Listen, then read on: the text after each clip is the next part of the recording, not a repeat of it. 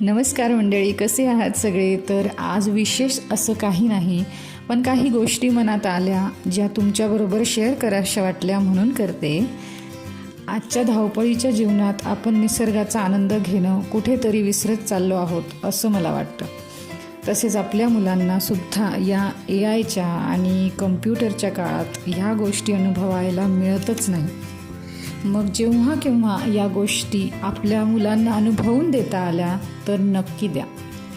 त्यांना त्यांचं महत्त्व समजावून सांगा. जसे घराला घरपण आपल्या माणसांनी येते, तसेच देवसुद्धा मोठ्या मंदिरातच नाही तर छोट्याशा झुडपांमध्ये सुद्धा असतो. या काळात AI, कम्प्युटर, इंटरनेट जितके महत्त्वाचे तितकेच महत्त्वाचे निसर्गातील या छोट्या छोट्या गोष्टी आहेत. मग ती झाडावरील फळे तोडणे असो, फुले वेचणे असो, गोमातेचा आशीर्वाद घेणे असो आणि अशा बऱ्याच गोष्टी ज्या छोट्या छोट्या गोष्टी आहेत पण खूप महत्त्वाच्या आहेत. या गोष्टींमध्ये सुद्धा खूप आनंद मिळतो हे मुलांना समजावून सांगा.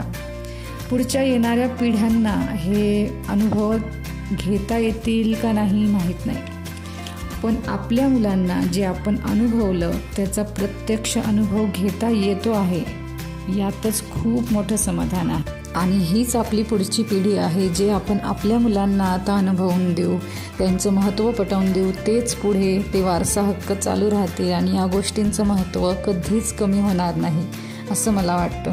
तुम्हाला काय वाटतं या माझ्या विचारांवर कमेंट करून नक्की सांगा. आणि व्हिडिओ आवडला असेल तर लाईक, शेअर आणि सबस्क्राईब करायला विसरू नका. पुन्हा भेटू नवीन व्हिडिओसोबत. तोपर्यंत तुमची काळजी घ्या. धन्यवाद.